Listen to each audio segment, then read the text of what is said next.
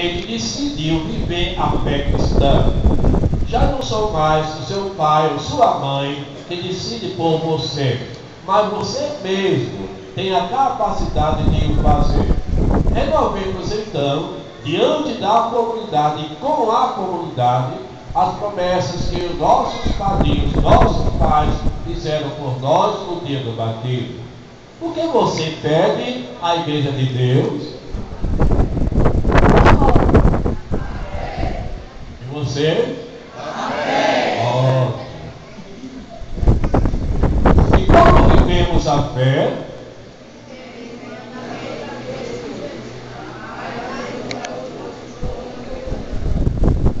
Vivemos o mandamento de Jesus. É para vocês. Cadê? Vamos me acompanhar. Vivemos o mandamento de Jesus. Amai-vos uns aos outros como eu vos amo. Como eu vos amo.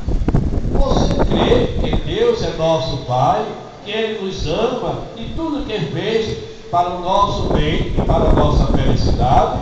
Sim, cremos. Cremos.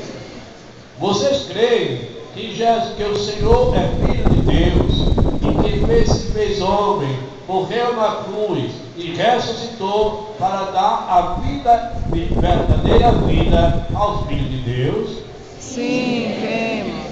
Sim, cremos. Cristo venceu todo o mal que nos afasta de Deus. Com essas palavras e seus exemplos, nos traçou o caminho para o céu. Vocês querem percorrer este caminho? Sim, queremos. Sim, queremos. Jesus Cristo é a verdade. Em sua vida não houve sim e não, mas somente sim à vontade do Pai. Você quer viver a verdade, aceitando sempre a vontade de Deus? Sim, queremos. Sim, queremos.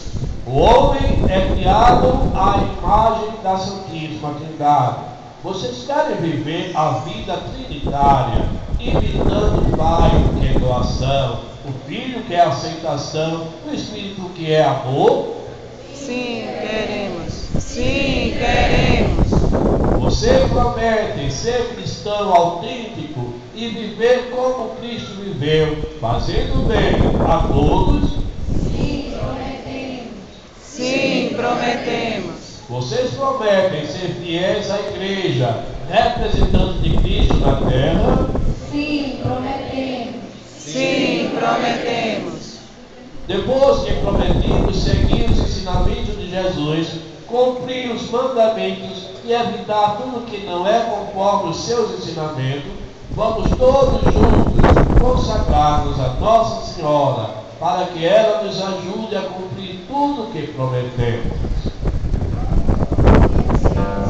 Então, peraí.